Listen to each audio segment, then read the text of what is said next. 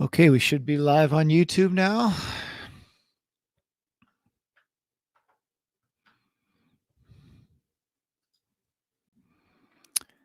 Camera on. You want to test your camera, Kate? Oh, yeah, that would be helpful. There you are. There I am. All right, good. Good, good, good. And do we have people on? We do. Are We people have folks here? on right now. If you're on, say hello to us. Let us know that you're here. All the all the early birds, or as they say, if you're not early, you're late.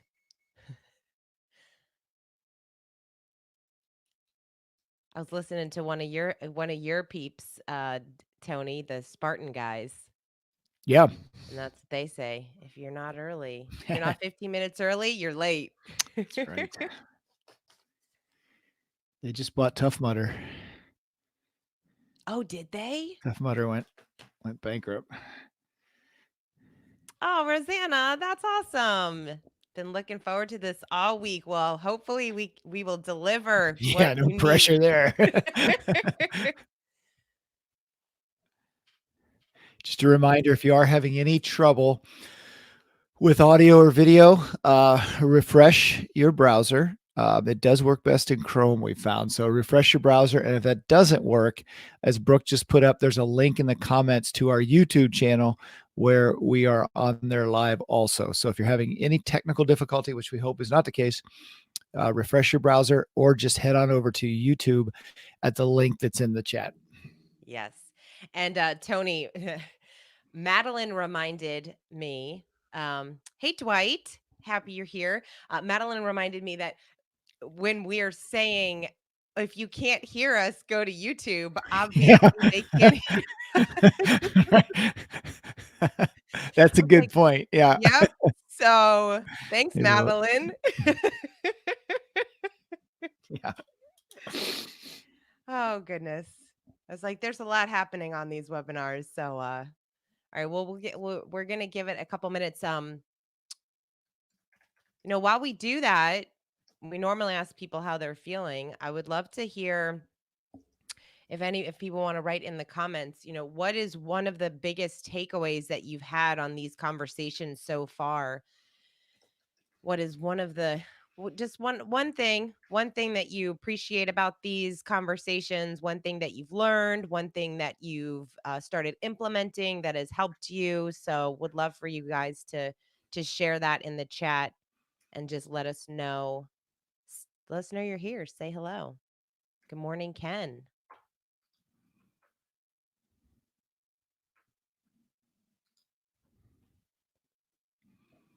Yeah, and if you guys have colleagues, friends, people that you think might benefit from this, probably the easiest way to do that would be right. If you want them to come on, especially right now, would be to go ahead and go on to our YouTube channel. Then we have that link above. You can click on it, and then you can just share that with your team. Share that with some other people that you think might want to join us in on these calls. So please share that. That would be awesome. Yeah. Learning to let go of what, learning to know what to let go of. Absolutely. We'll be talking about coaching today. One of the things that coaching does is it helps you address the right problem. And we spend so much time addressing the wrong problem and not even knowing what the problem is. So, Yep, that is very true. All right, good. We have 2 more minutes, provided focus and energy in a time that is distracting and draining. Awesome. I love it. So if you're just joining us, we're just asking people to share one aha moment that they've had, one thing that they've learned, one thing that they appreciate about these conversations. John, good morning. Good to see everyone. Or in 2 minutes, it'll be good afternoon. So happy to not for see you them. all. Rosanna, we're so happy that you are looking forward to this week. We are always looking forward to these conversations. We've really been enjoying the conversations that people have had, the questions that we're getting asked, people that are reaching out to us. It's been really eye opening for us to really get to learn more about your businesses and companies and what you're challenged with right now and how we can support you best. So please keep those emails coming and connect with us, reach out to us. That's what we're here for. That's why we are doing these calls. And we're just so happy that you're joining us, especially those that get to join us live. As usual, if you have any questions throughout this call, or did you just is Tony trying to show me some note cards? If you do have any questions throughout this call, we are going to have a lot of time specifically for questions towards the end, but definitely get your questions in when you think of something. And all you have to do is in the comments, just type a couple of question marks before you ask the question. And then after you ask the question, this way we won't miss anything because people are kind of chatting here and there throughout the discussion. So just we want to make sure that we get to all your questions. And of course, if we don't get you to your question today, we can definitely reach out to you, have a call, and answer those questions specifically. So, good, Carla. Good morning. Good morning, everyone. All right, good. Well, it is 12 o'clock, so we will get started because we start on time, we end on time, and um, um, so welcome everyone. We're happy that you're here. I am Kate Volman, CEO of Floyd Consulting, and as usual, joined by Tony Ferrero, our Director of Training and Executive Coach. We are loving these conversations, like I said, and we're so happy that you're here. We are streaming this live on YouTube as well. So if you want to head over there, you can always watch this on YouTube, and it's going to be up on YouTube always. So if you miss anything or if you have to jump off, not only do you get the replay, but you can always go back to our YouTube channel and check it out there, or forward that on to any of your colleagues, friends, and people that you think might find this valuable as well. Like I said, if you have any questions, please go ahead and ask those in the chat. Just put a question mark before and a couple question marks after so we don't miss anything. And today, Tony, I'm psyched about today's You are discussion. excited. Yes. Big day. Big day. Today's a big day. We've been gearing up for today. And Yeah. so our mission at Floyd is to grow people. That is our mission. Everyone by now should even know our mission. It's very simple and clear. And today we're talking about principle number 6 from the book, which is grow your people by creating a coaching culture. And the reason why we're so excited about this one is because nothing will have more impact on your culture than coaching. It is the silver bullet of dynamic cultures. And obviously, as we've talked about in the past, all of the principles that we discussed, they all go hand in hand. They all work well together. They kind of like you have to have one in order to get to perfect that next one and that next one. And so when you have that mission and vision, when you have the right people, when you have that strategic plan, people know what the plan is, they know what's expected of them. Well, then you've just got to work on helping your people grow, Right. helping them grow into all that. And that's what coaching is for. And so I'm super psyched. We have a lot to cover today. We do. Yeah. And I think, the lead in there is the reason we say it is the Mount Everest to coaching, the idea that there are some things you have to do that are business functions. You do have to do evaluations, you do have to hire, but coaching is really the point where you're treating people like people. Yeah. It's saying we have a mission here and we have a plan. We've hired you because you play a role in that mission, and we're going to help you we're going to let you know what we expect. So when all those things are on the table, then to treat you like a person is to say, okay, now I'm going to help you do that. And so it really is not only the peak from a business practice, but it really is really the highlight of the human communication that you should have in your organization. And we talked a lot about the difference between perks and culture. Letting somebody bring their dog is nice, but and you feel like that's treating them like a person, but ultimately as a professional, when I set expectations, but then help you by coaching and help you solve your problems, then I'm treating you really like a person in a way that's enduring and that matters, I think. So it's a lot. There's a lot of depth to this as much as the breadth that we're going to talk about today. So Yeah, absolutely. And we've talked about it before. The number one role of a leader is to grow their people.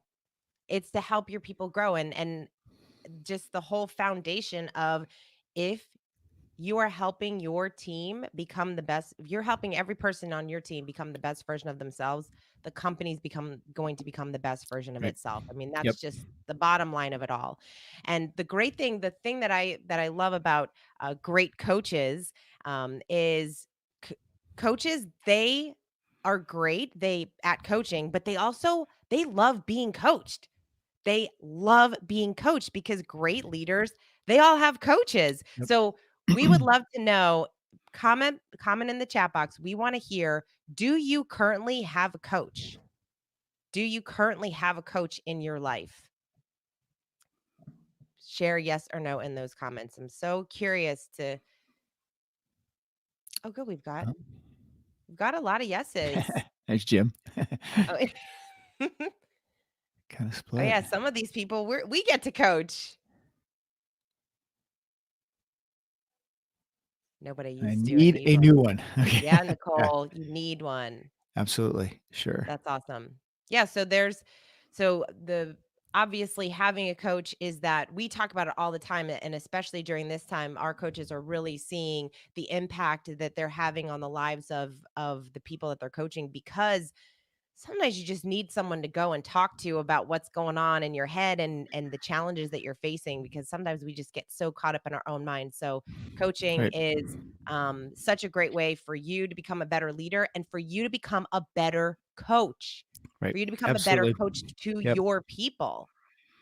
And it's interesting that we say that about having someone to talk to. There's kind of a caveat to that, and the that is to be able to have someone to talk to that doesn't have an agenda. Now that's always not possible in an organization. So let's split that for a moment. But a true coach is someone that you're able to speak with to go through things, who doesn't have an agenda in your life or in your business. And so like we like to say, one of the best things, one of the biggest pieces of value, I always say when I talk to an executive, is I really don't care what you do with your business, because it doesn't affect me as much. And so I'm removed from that, no matter what, whether it's your next person in charge, whether it's your spouse, whether it's whoever it might be. People have agendas. That sounds negative, but that's just a natural connection. So when we're coaching, when we can remove ourselves, whether it's formally or informally, when we can remove ourselves from that agenda, then you have a chance to be, to be a good coach and really an asset to someone. It's been amazing. We put out a call for some work with schools, and so across the country, any principal during this kind of crazy time needed a 20-minute coaching call. We offered complimentary coaching calls, and just to hear in people's voices or them actually say it, how helpful it was to talk to someone who wasn't their boss, who wasn't a parent, who wasn't a teacher, and to just talk about what's on their mind and where their issues are without having to frame it and contextualize it, so that people don't worry about how it affects them, was a pretty big gift. So I know that's not always possible. I'm going to go too deep into this in an organization, but we're going to show today you can still do that as a manager, still be a great coach. So there you Yeah. go. Yeah, so why don't we go. So obviously the reason behind having a great coach is, everyone needs that third party person. Everyone needs that help. Everyone wants to get better at in their role, in their business, in their life. And you, as the leader, you get to do that for your people. What a gift. What a gift to be able to be someone in someone's life that you are able to really help them get better. So we want to go through some of the tips to becoming a great coaching leader. But before we do that, what we would really love to hear from you is that, a lot of you said you have coaches, some of you said you have mentors. There are leaders in the world, whether they're your coach or someone that you've worked with in the past. There's leaders that we know that we really admire, right? Like we just admire their work. They're an incredible leader. What qualities did they possess? What qualities do they possess that you really appreciate in them as being a great leader? Let us know in the comments what you appreciate about the leaders that you really admire in your life. Great coaching leaders, patience, empathy. They were genuine. Yep. One of Mhm. the be honest, one of the 10 characteristics of a coach, right? Good listener, truthful, Ooh, directness, directness. I love that. encouraging, honest, challenging, selfless, good listener. Non-judgmental, emotional intelligence. Yep, vulnerability. Listening with the intent to hear and not respond. Here's a Humble. fact you may not even know, Kate, that there was some research done, and they found that it takes the average doctor 18 seconds to interrupt the patient when he asks, "So what's wrong today?" 18 seconds. So know that the next time you go to the doctor, you have 18 seconds to let them know exactly what's hurting or what's wrong before you get interrupted. Yeah, so Oh my gosh, that's so funny. I think you've actually shared that with me before. Um, all right, so these are all awesome. Courageous. They want me to succeed. They're empowering. Lead from the front, lead through example, servant leadership.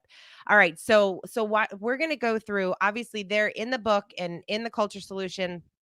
There are 10 tips to becoming a great coaching leader. Today, we're not going to go through all of them, but we're going to pick a couple that we feel like is really important. Hey, they're all really important, but we're just going to go through some of them. I know a lot of you have the book, and also we have done webinars in the past where Tony's gone through all of these 10 tips. But let's start uh, n- with our first one that we want to feature, which is prioritize coaching, right. because we find that a lot of times leaders, they're not making coaching a priority. They're not making time to spend with their team. And if the number one role of a leader is to coach your people, that's got to be the priority. That's Yep. got to be how you're prioritizing your work, is around your people, around the coaching experience with them. Right. And there's typically two reasons why leaders don't prioritize coaching. The first one is they're too busy doing other activities that don't add value to the organization, Mhm. and the second one is no one's ever trained them to be a coach. So there's and so the first one, we do this in all aspects of our lives. Everyone can say what they need to do to be a better version of themselves. Then they can't just, why aren't you doing it? The same thing here. We spend a lot of time on things that don't really add value in our roles, life and in business, and that gets in the way of that which does. And then the second thing is this idea that I have to be a trained coach, that I have to know what's going, to do that. And hopefully today we'll start dispelling a little bit of that idea. So those two reasons. I'm not sure. So if you maybe we should find out a little bit about people. We've talked about, do you have a coach? What about if you do have people that report to you? How well do you prioritize coaching? I'm not sure how we want to ask that question, but maybe a Yeah, I 1 to guess, 10, or just so. what percentage of your time do you Yep. feel is dedicated to coaching Right. right So if you now? have people that report to you, what percentage of the time in your interaction with those folks do you spend coaching as opposed to other things? 30%, 30, 20, 20%, 40, 40. 95, Ooh, 50, Carmela, 15. Not enough. not That's enough. it really doesn't matter. That's a 50, great answer. 30. That's exactly right. That is awesome. Not enough.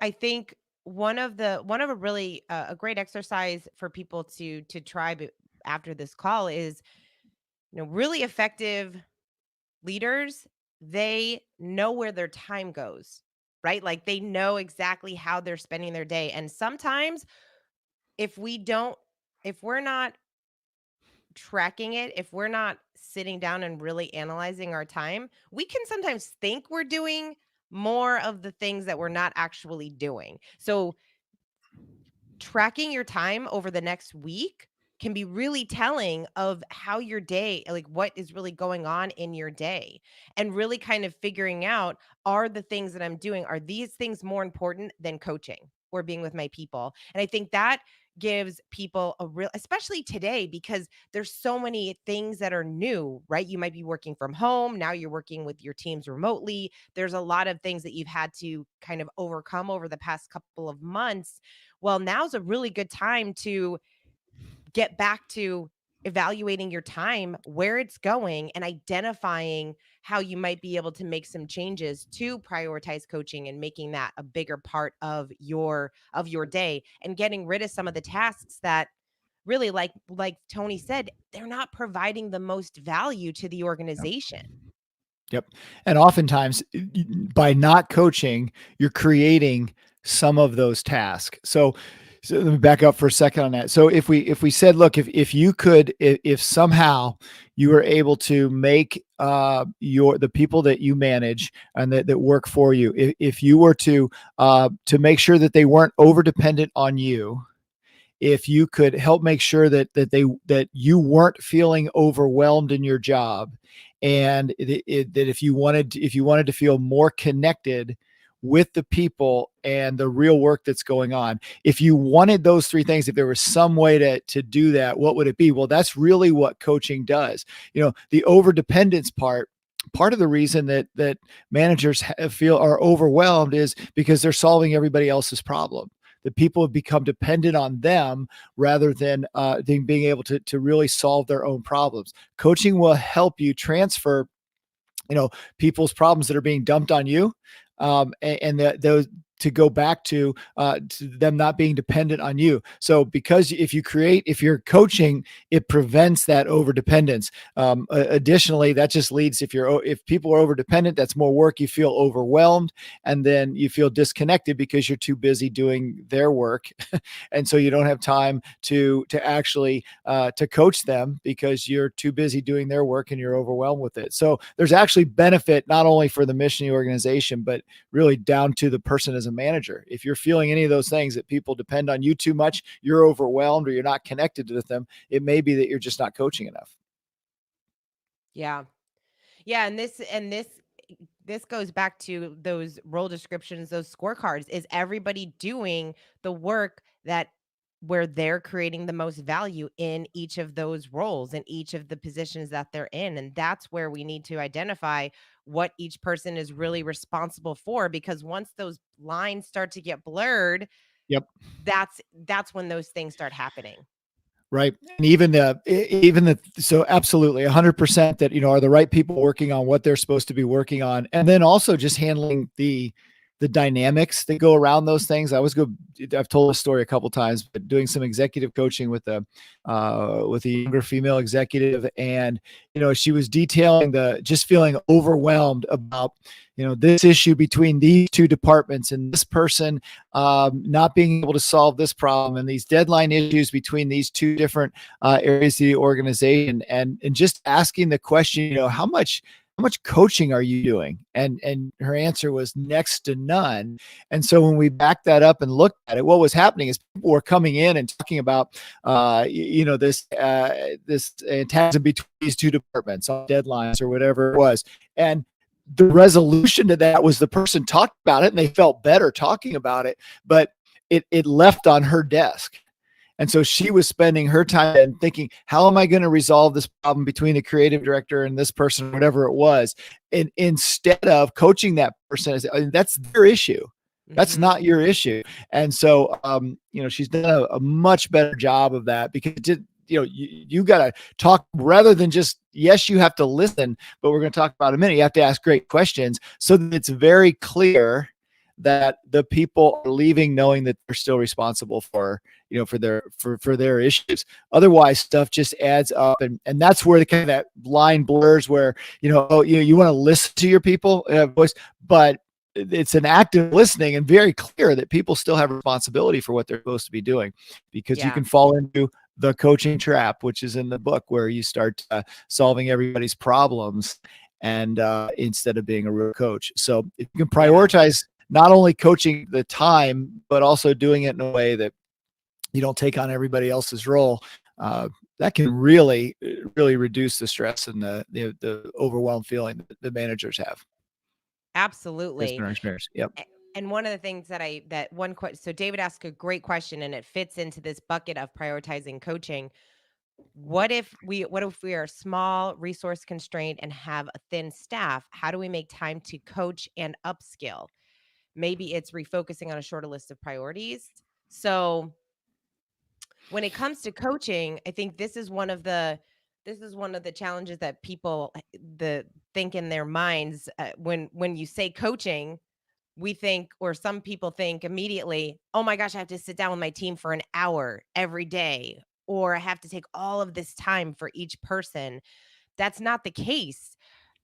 These coaching is this We talk about that feedback loop. We want to give this constant feedback loop. So coaching could be an email back to someone. Coaching could be a quick phone call. Coaching can be just a really quick conversation that your team member, because they're kind of working through something in their mind and they're overcomplicating it, and if they just talk to you for 5 minutes, they can get out of that mess and get back to work. Yep. It's things like that. So when we talk about coaching, it's not in this little tight wrapped bow that means coaching is a 60-minute session where you do this and this. It really is just learning more about your people so that you kind of understand their work process, how they're taking in information, and how you can best support and help them grow.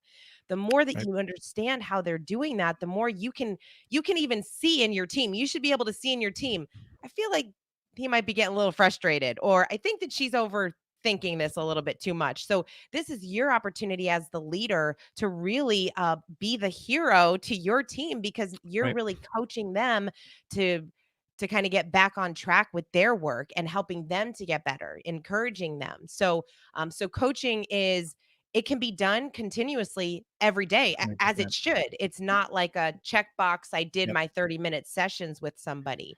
Sure. It's as much as a mindset, if anything else. And what's interesting here is that situation that David described is exactly the situation where coaching is needed most. See, I think we're getting ready for the second tsunami of coaching. So the first, if you think back at 2008, 2009, there was a huge need for coaching after the Great Recession. For this reason, what was the mantra? We've got to do more with less, which is kind of Mhm. impossible. But so what was happening, people were, as positions were cut, the work still needed to be done. So people had more to do with less resource.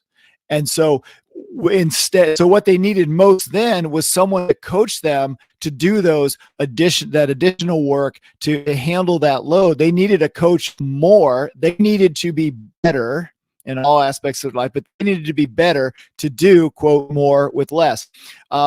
Reading some tea leaves, it seems to me that companies are going to be in exactly the same situation here in the next couple of months. I think that's why we're starting to hear, the calls coming in and the people of not only training, but the need for coaching, because there's going to be some reduction in certain areas in an organization. There just is. And so we're going back to this more with less. The people have to be better. They're going to have to be better in the next 6 months than they've had to be maybe ever, because they're going to be doing more with less. They're going to have to be more creative. They're going to have to solve some problems. There are going to be different landscapes that they're going to be treading for the first time. So the answer, I just want to chime in, is that if you're small and there are constraints on resources, then the people doing the work have to be better.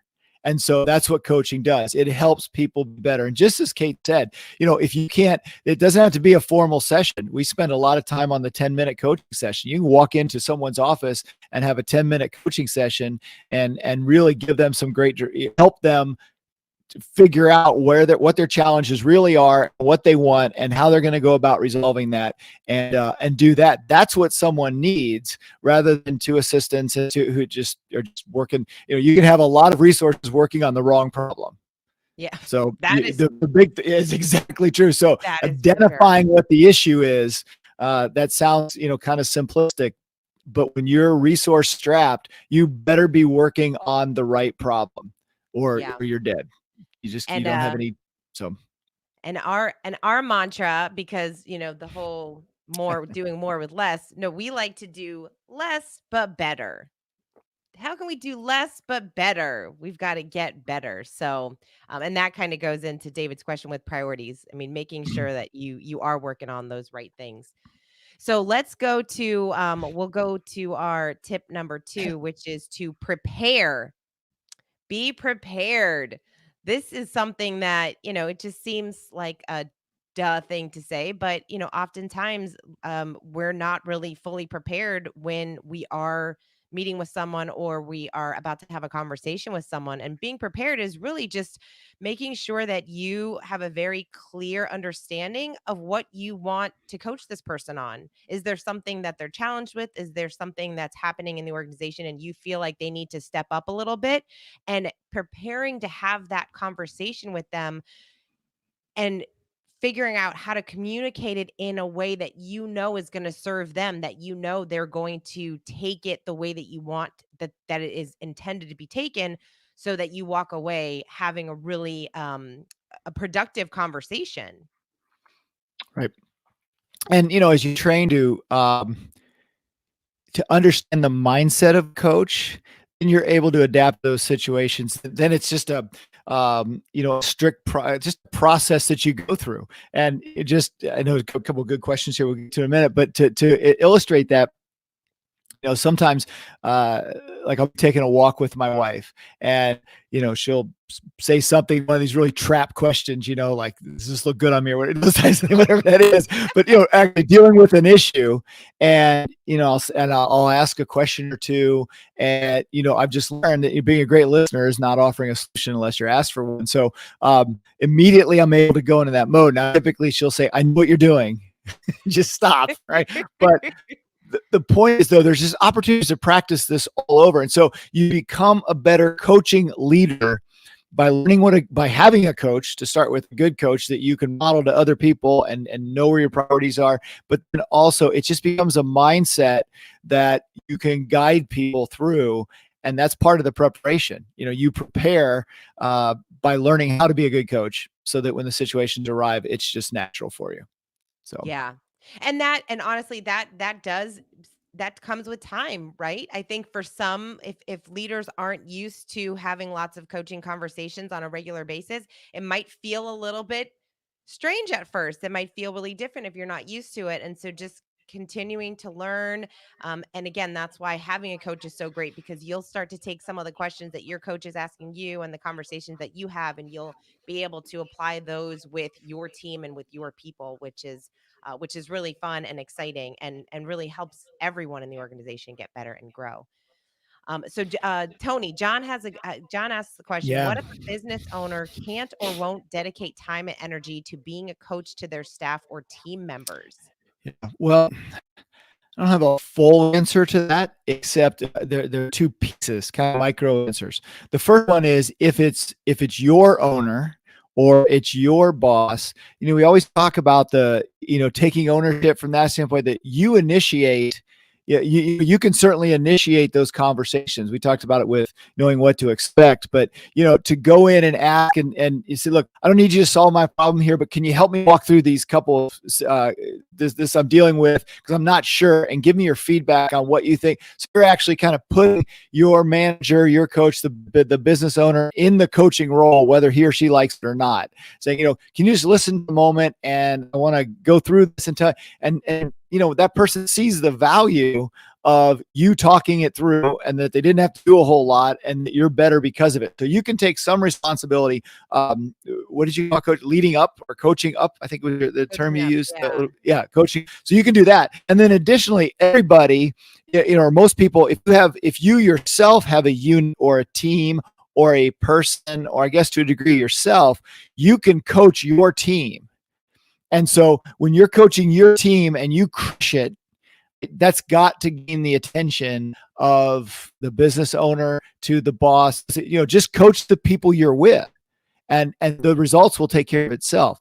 I mean, the bigger picture, I don't know, the business, if person's not open to that, you're going to either have to show them from below or show them in your unit and your team, and do it that way. I think. Kate, anything to add to that?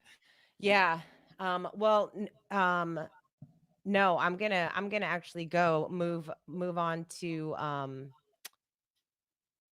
to Nicole's question. She says, how do you teach a young team how coaching is a mindset rather than a meeting?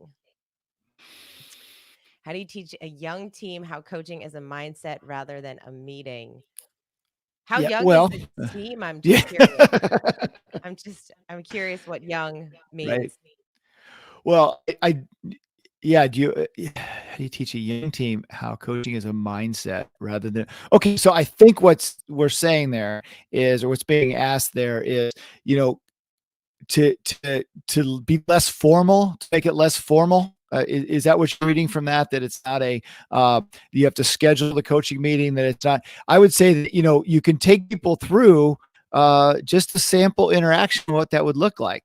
When someone comes with an issue, just asking the question. So where's the real challenge in this for you? That's a question. And then when they identify what it is, what the real challenge is for them, not for the other person, not for the market, not for anything else. What's the challenge for you? And then this seems like a silly question, but it's incredibly powerful. So what do you want? What do you want? What do you want? This is your challenge. What do you want? And getting people to, to really sometimes they don't even know what they want. I mean, sometimes it's want the pain to go away. Okay, well, okay, that's reasonable. And then talk those steps through. But there are a series of questions that people can really can ask. Where's the challenge? Get to the bottom of it. And I don't want to go through our coaches, but where's the challenge? What's the challenge for you? And what really do you want? And then, okay, if that's what you want, how, and this is one that is, that leaders have to be aware of. Basically it's saying, how can I help? What do you need from me? Mm-hmm. And by asking that question, I was personally, I want you to handle this. Well, I can't. That's your job. You know that. But how can I help? Then people have to draw lines into what they're going to do and what they really do need from you. And so we call that the lazy question. It's kind of saying, look, what do you need from me? More often than not, we find, Kate, you're probably the same way, that people say, nothing, just needed to say that. And I guess I need to do this, this, this. So, my point here, this whole thing is that by asking the right, teaching people to ask the right questions, and join in here, Kate, if you think I'm off here, but teaching people to ask the right questions, no matter the conversation, just to do that more in the regular conversations you have, rather than try to schedule a coaching session, I think is pretty important. Yeah, and I just want to add what I find to be very important is kind of just going back to that mission, right? Like people need to know the mission of the organization. They need to know how they contribute to that mission, and they need to have a better understanding of how we're all as a company going to get to that mission, which means we all have to get better, we all have to grow. And how do we do that? Almost like making it for some of these people, if it's their first job and they're younger, they might not really understand yet the importance of mentorship, the importance of coaching.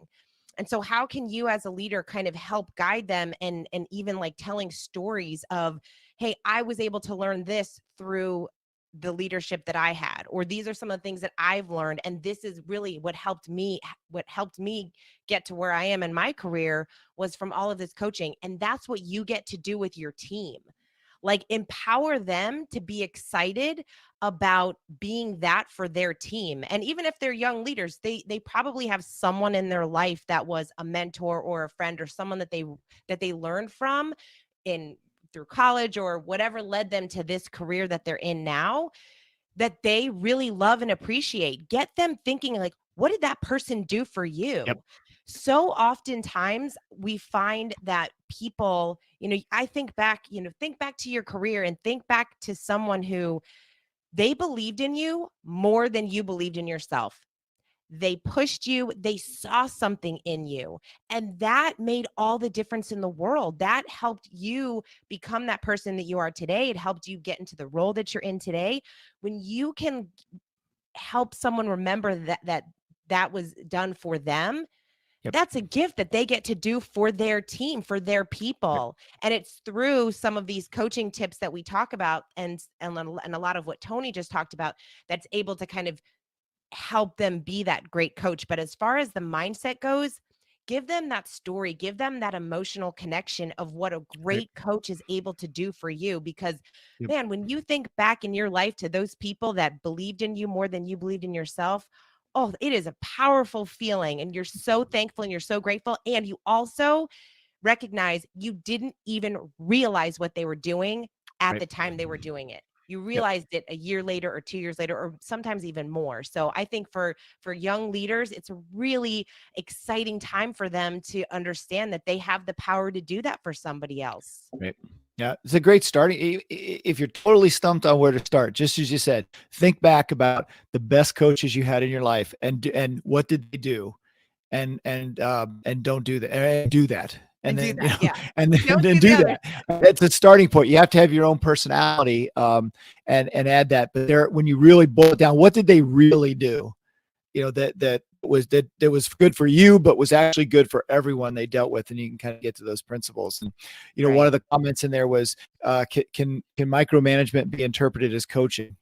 I always think back of the if you see the Dilbert cartoon where the boss is over Dilbert's shoulder and he's working the computer, and the boss goes, go, move, click on that. Oh, right, left, click on that, right. And Dilbert said, this has long day written all over it. All right. So that's yeah, absolutely. But a coach, it's a coaching is opposite of micromanaging.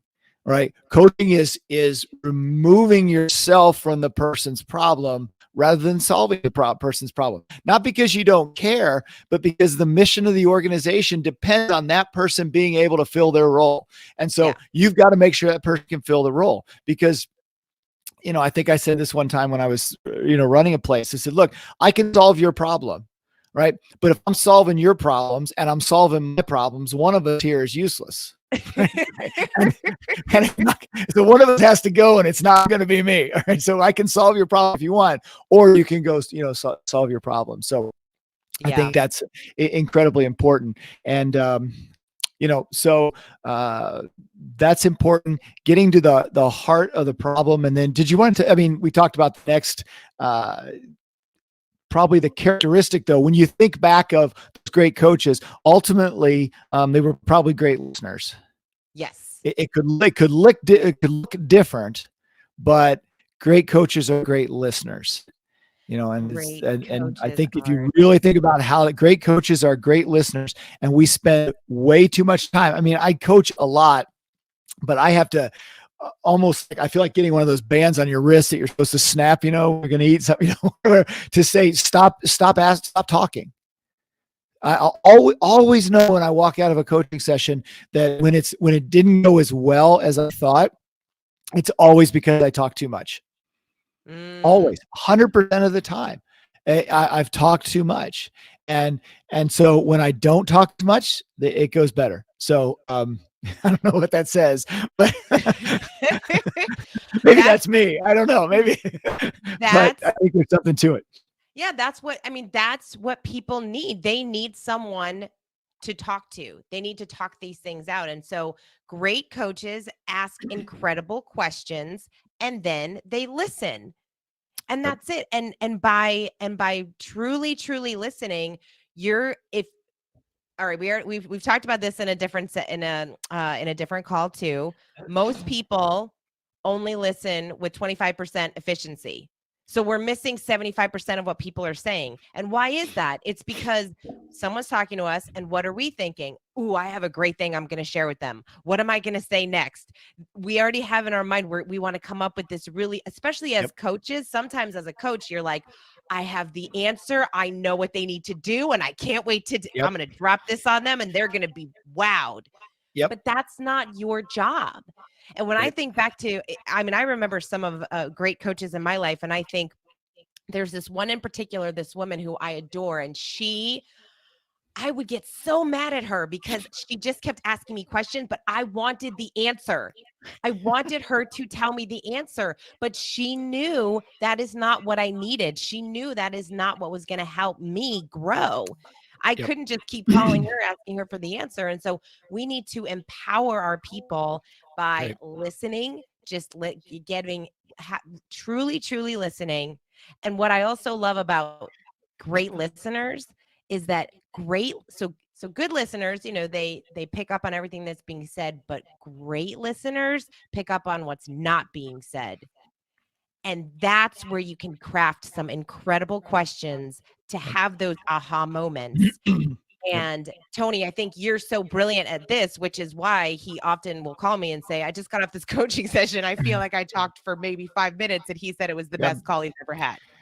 So, yeah, that's so true. And here's where I know when I've failed is when someone says in response to something, they say, yeah, I've tried that already.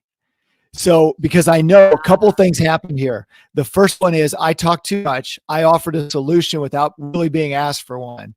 And now you say, well, we want to know what the person did. That's true. So instead of saying, do this, when you ask the question, tell me a little bit about what solutions you tried. What have you tried? It just prevents you from really, from that line. I just, when that happens, it's the biggest defeat of the day because it does two things. One, it does show you weren't listening, but also sometimes you're going to be working with people in your organization or coaching someone else, and you don't know their business very well. You don't have to. You don't have to know a different department or everything that somebody can create a department. You don't have to know that. But that's okay. If you're asking questions, they're telling you what they did do, what they didn't do, and you just keep asking questions that aren't content related. But the moment you offer a solution that they've tried and failed, your esteem in their eyes just went down as any kind of knowledgeable person. Well, I already tried that. And this person's my coach or my manager. I tried it. They're just asking me if I tried it. I'm 5 steps ahead of this guy. So there's components of that are nuanced. But if I get that question, I just take a pause and go, you dummy. All right. Why did I didn't ask the right question. Now, there is one question. I came across this. I came across this question, particularly when you come across people that maybe don't want an answer or can't see an answer. I mean, they're really overwhelmed. And the question was this. Okay, look, I know you're dealing with this issue. If you went to bed tonight and a miracle happened overnight, what would that look like regarding this? What would that look like in the situation? And so, I only offer that question because it helps snap people out of the constant feedback of, well, I've tried this or I've done this or there's no answer to this. And so, but that helped me because I was stuck. I offer that because I was stuck with, how do I move someone off where they can't see a solution? And that question really helped, that it just got people thinking a little bit differently because there's nothing I was saying that was helping. So I'm going to let them come up with that answer. So that's a good one anyway, to put in use that your one. back pocket. That's a good one. In your toolbox. In your coaching toolbox. One more thing on that with when you're coaching your team, another reason why we don't want to offer suggestions or the answer is because you're kind of they're kind of trying to abdicate responsibility, right? Because if they come back with, hey, well, you told me to try it, you told me to do this, and if it didn't work out, maybe there's obviously a gazillion reasons why it didn't work out. Maybe the solution was the right one, but the execution was wrong. So we've got to make sure that we're not allowing our people to kind of give us homework, as we sometimes call it. And I was just going to say the cheddar on the mousetrap is the line. What do you think I should do about this? Oh, if you hear that, don't bite it because a big rod is going to come down and break your neck in just a moment. So what do you think I should do about this? So the answer is, what do you think you should do about this? Because it really doesn't matter what I think. Ultimately, right. That's exactly right. Yes. All right. So the next tip is to invite feedback. So we talked about this constant feedback loop, and we've talked about it in the session on expectations. Inviting feedback, making sure that this is that constant, they know that they should be wanting to get feedback from you. You should be wanting to get feedback from them. All of these things, when we're working together collectively, you're learning more about your people and how to best coach them. And kind of talking about coaching up, they're also helping you to get to be better at coaching them. Like, this all Right. works really collectively. So if you're a leader, you should also be inviting feedback, because hey, great coaches love to be coached too. So we like being coached because everyone in the organization is trying to get better and improve. And so by working together and having this constant feedback loop, throughout the day, throughout the week, is really going to help everyone be more productive in the Right. organization. And you don't, to get out of this idea that if I'm coaching someone, I have to be perfect and right and spot on. And I mean, there's a lot of times when I ask the question, is this where you want to go with this? Am I being helpful with this route we're going down right now? Because oftentimes, something might not be that big a deal with someone.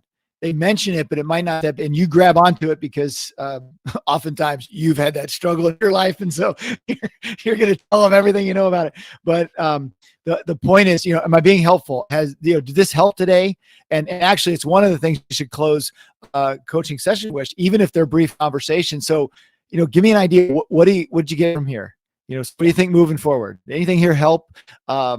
And you'll be surprised that people usually will say, wow, that was really helpful when you didn't know you needed as much. But in some way, getting that feedback to make sure you're giving them, what they want and what they need more so than what they need. So yeah, that feedback loop is really important. How can I be a better coach to you? What is what we're doing working here, or Yeah. some other approach you think might be more helpful?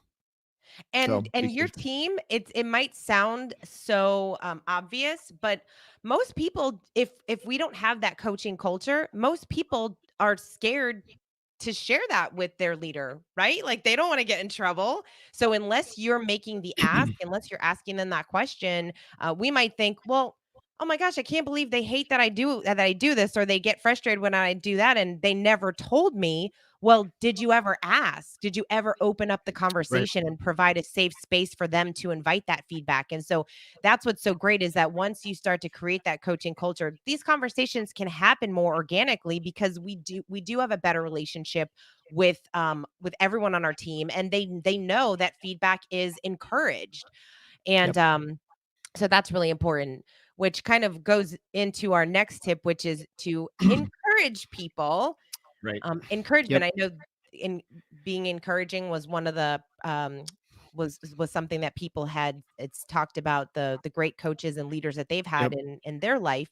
We all want to be encouraged, right? Yep. Like, we want to know that the work that we're doing is good, and we're being helpful, and we're fulfilling the mission of our Yep. role, for the greater mission of the company. Right. And the sincerity of the encouragement is so important, but you have to set that up. And I'm going to go right back to how intertwined these principles are, that you can really be encouraging someone when when you know where the company's going, when you've got a plan and you've put someone in place who can do what you've asked them to do. When all of those things are in place, then it's so much more natural and vital, to be encouraging. But if you find your place, you got the wrong person in the wrong position. You're going day to day without a plan. You're not sure what you're doing. You know what? I don't know really how you encourage someone. Then I don't know. It either becomes empathy that you're struggling the way they are, or pity that they can't do the job. But when you've got the right person in the job doing the right things, it's going to move the plan forward and fulfill the mission of the company. Then it's easy to be encouraging, and it's really sincere. Yeah. I know you can do this. And this is so important. You got to stay with this. I know it's challenging, but it's so important to the company. So usually people aren't honestly encouraging when one of those things are off. They don't, Yeah. because it's just hard to tie those together. Yep. And that's one of the biggest reasons why people leave a position. People say they don't leave a role, they leave a manager, they leave a leader. But one of the biggest reasons why people leave is lack of recognition.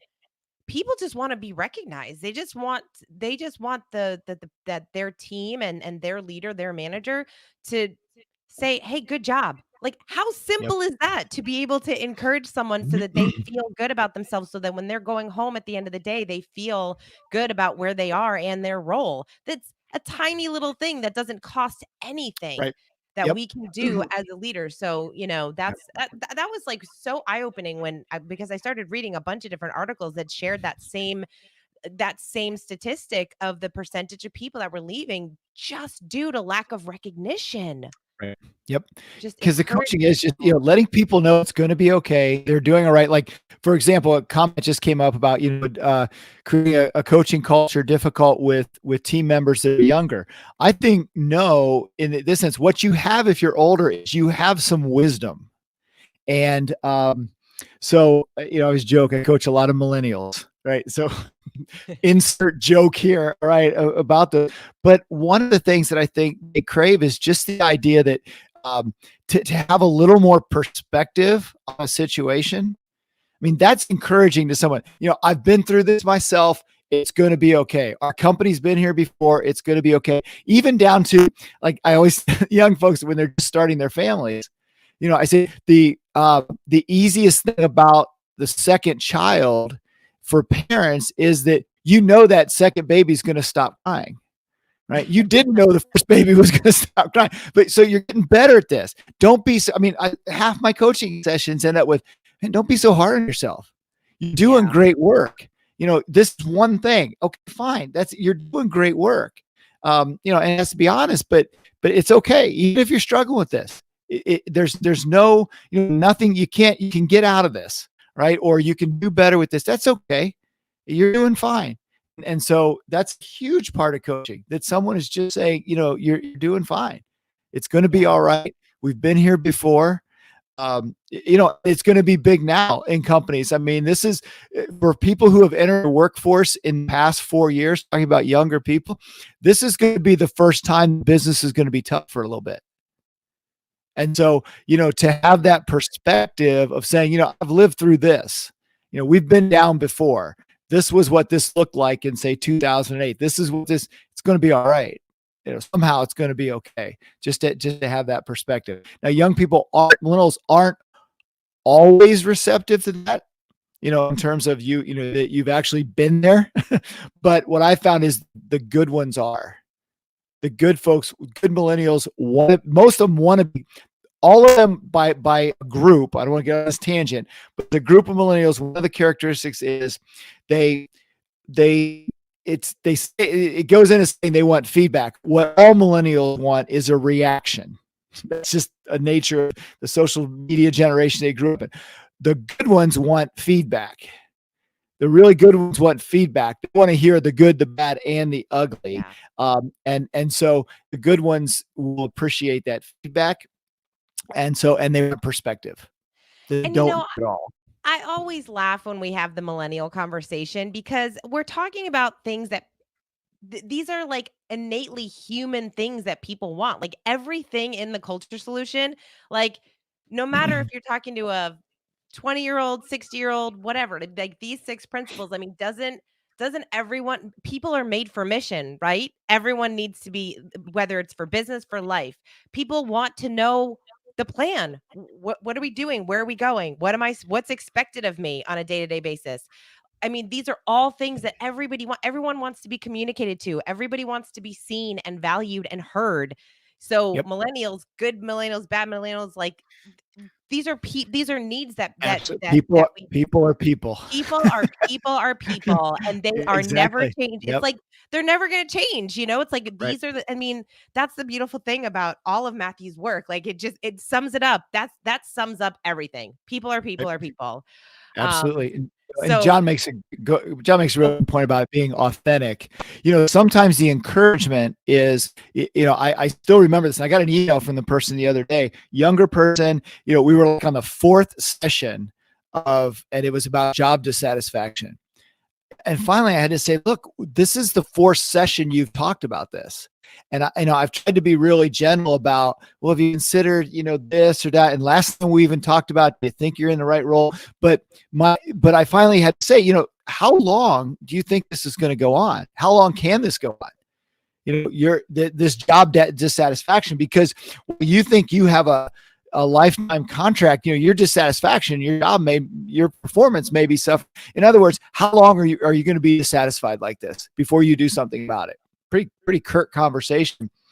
and the person decided to change jobs. And I did get an email. Things are just blowing up in this new job for the person in a good way. And she actually kind of related back to that. So the encouragement, you're right, it has to be authentic. And sometimes that's tough where you have to ask those tough questions.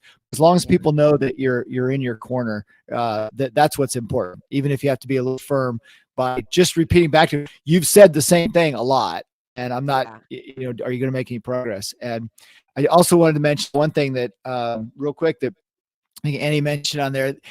I think this is important too.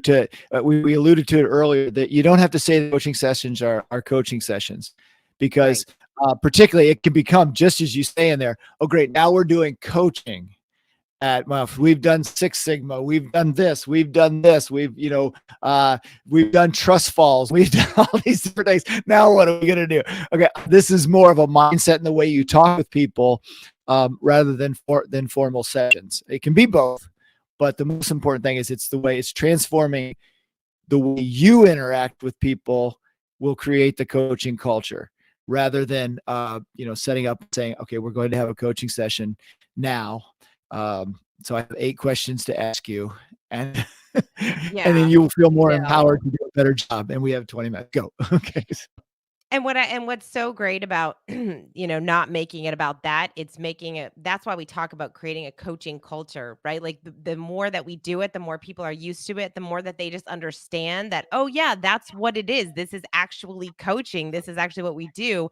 And then you'll start to see that the language will shift in the organization. So people will maybe you'll ask them a question and they'll tease back something like, all right, thanks, coach. Because they know they've gotten into their mindset that, oh, okay, you're trying to coach me. You're asking me questions. Like, this is why all of this stuff kind of all works together. Like, when everyone in the organization is doing this, that's what we love seeing even in the trainings when people do a training and then they come back to us and they say, oh my gosh, everyone in the organization is talking about mission is king. Tony's not king. Yep. Tony thinks he's king. It's like we get to kind of tease. And so it makes everyone able to breathe a lot more and to have more of this openness when it comes to feedback, when it comes to coaching, and how everyone is really doing it throughout the whole organization. And also what's cool too is like when we see teams where they're learning how to be better coaches, not only for their direct reports, but better coaches to the people, their side-by-side managers, some of those lateral like this. I mean, we think about a staff help each other. Yeah. Think about a staff meeting where people are asking those questions. So they're, let's focus on the real problem, not the first problem, right? That we talk about, what would that be? But can we focus on the people projects or the patterns that we're struggling? What's the real issue here? When people start asking those questions, can change a staff meeting, like that if everybody's on the same page. So we're gonna these go so fast. We're They like do, wrapping. but the good news is coaching is so important. This is a multi edition of what we're doing here. So we'll be doing coaching for at least 2 more weeks, I think. But we definitely wanted to get to some questions if we have time. But we also wanted to make sure that you were aware under the offers. We've offered this before. If you want to speak with a coach from Floyd, if you want one of those 20-minute conversations to see how they go, that's great. Or if you've been on for a couple weeks here, we've already talked to a few people and said, there's something to this that we can get even better at our organization to be to really be a game changer. And we'd like to engage with Floyd to have us help them. Look, just click on that Speak with Coach button, and whether it's for you personally or your organization, we'll get you the right information and help you be a partner in that.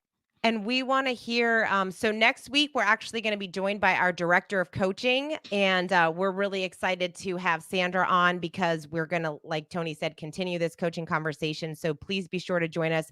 We also really, we want to ask for your questions in advance. So especially now that we just had this coaching conversation today, we shared some tips. Would love to hear if we did not get to your question, please. I think we're going to have a link to when we send out that email or wherever that link is, you can actually ask a question in advance. So we get those in advance to make sure that we're going to answer your question on the call. So even if you aren't able to be in the call, we have that question that we can answer for you and you can watch later.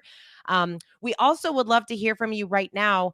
are these helpful? What is one thing that you got out of today? What was one aha moment? What was one thing that you can start to implement today? What is one thing that you learned about this conversation or during You're a this good coach, conversation? Kate. You're a good coach. You're around that. Wow.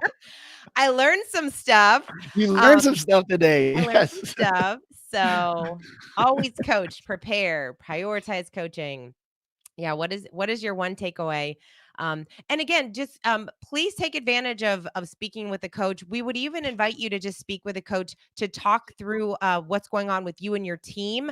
We're really excited and encouraged because even though all of these things are happening right now, and we're still kind of up in the air with travel and what that's going to look like within this particular year, we are speaking with a number of organizations right now to come in and do a training. That is really what we do, the heart of our business. We do coaching and training. So would love the opportunity to talk to any of you who say you need a coach now and you don't have one.